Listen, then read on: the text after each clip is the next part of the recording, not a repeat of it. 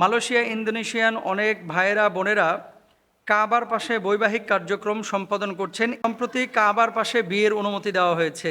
মসজিদে বিয়ের ব্যাপারে ইসলামের শরিয়ার ভাষ্য কি? আলহামদুলিল্লাহ ওয়াসসালাতু ওয়াসসালামু আলা রাসূলিল্লাহ বাদ। মোহতারাম, সম্প্রতি কাবার পাশে বিয়ের অনুমতি দেওয়া হয়েছে। মালয়েশিয়া ইন্দোনেশিয়ান অনেক ভাইয়েরা বোনেরা কাবার পাশে বৈবাহিক কার্যক্রম সম্পাদন করছেন, এরকম ভিডিও সামাজিক মাধ্যমে এখন দেখা যাচ্ছে। কাবার পাশে বিয়ে করাতে আলাদা কোনো ফজিলত আছে কিনা এবং মসজিদে বিয়ের ব্যাপারে ইসলামের শরিয়ার ভাষ্য কি? ভেরি ভেরি ইম্পর্ট্যান্ট একটা বিষয়। আমাদের সমাজে অনেক ভাইরা আছে, বোনেরা আছে যারা বিয়ে শাদী করার জন্য থাইল্যান্ডে যান, ব্যাংককে যান, হানিমুনে আপনারা মালদ্বীপে যান, অনেকে আছে।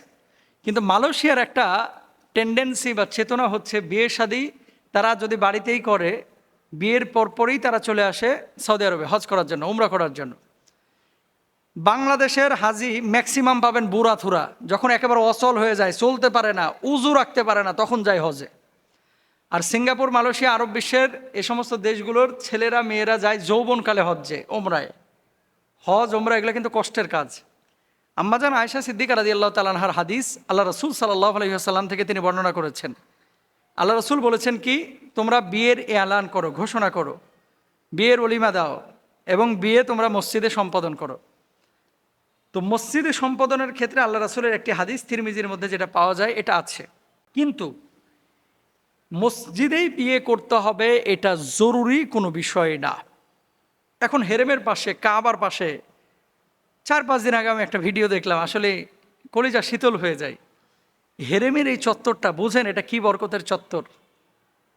আহা, আমার পরিচিত একজন সিরিয়ান ভাই, তিনি উমরায় এসেছেন নতুন বিয়ে করে। তো গল্প হতে হতে তাকে জিজ্ঞেস করলাম যে নতুন বিয়ে করেছো, 1 সপ্তাহ হয়েছে, এখনই উমরায় চলে আসলা, কারণটা কি?